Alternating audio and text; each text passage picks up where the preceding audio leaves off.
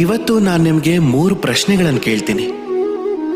ಹಾಗಾದ್ರೆ ಮೊದಲನೇ ಪ್ರಶ್ನೆ, ಯಾರದು ಹೇಳಿ? ಒಂದೇ ಸಮ ಪೆಟ್ಟಿನ ಮೇಲೆ ಪೆಟ್ಟು ತಿಂದ್ರೂ ಕೂಡ ಮುಗುಳ್ನಾಗ್ತಾ ನಿಮಗೆ ಸುಖ ಕೊಡೋರು. ನಿಮ್ಮ ಉತ್ತರ ಬಹುಶಃ ಭೂಮಿ ಅಥವಾ ಮರ.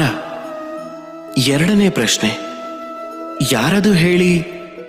ನೀವು ಏನನ್ನೂ ಹೇಳ್ದೇನೆ ಎಲ್ಲ ಅರ್ಥ ಮಾಡ್ಕೊಳ್ಳೋರು, ಎಲ್ಲವನ್ನೂ ತಿಳ್ಕೊಳ್ಳೋರು, ಹಾಗೆ ನಿಸ್ವಾರ್ಥ ಭಾವದಿಂದ ನಿಮಗೆ ಸಹಾಯ ಮಾಡೋರು.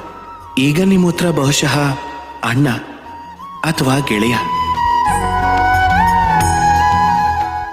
ಈಗ ಮೂರನೇ ಪ್ರಶ್ನೆ, ಯಾರು ಆ ಭಗವಂತ ತಾನೇ ವಿಷವನ್ನ ಕುಡಿದು ನಿಮಗೆ ಜೀವನದ ಅಮೃತ ಕೊಡೋನು? ಈಗ ನಿಮ್ಮ ಉತ್ತರ ಬಹುಶಃ ಮಹಾದೇವ. ಒಂದು ವೇಳೆ ನಿಮ್ಮ ಉತ್ತರ ಇವೇ ಆಗಿದ್ರೆ ನಿಮ್ಮ ಉತ್ತರಗಳು ತಪ್ಪು. ಇವೆಲ್ಲ ಪ್ರಶ್ನೆಗಳಿಗೆ ಒಂದೇ ಸರಿಯಾದ ಉತ್ತರ ಏನು ಅಂದ್ರೆ ಅದು ಅಮ್ಮ.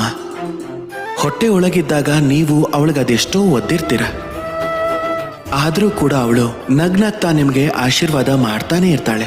ನೀವ್ ಏನು ಹೇಳದೇ ಇದ್ರೂ ಅವಳಿಗೆ ಎಲ್ಲ ಅರ್ಥ ಆಗತ್ತೆ.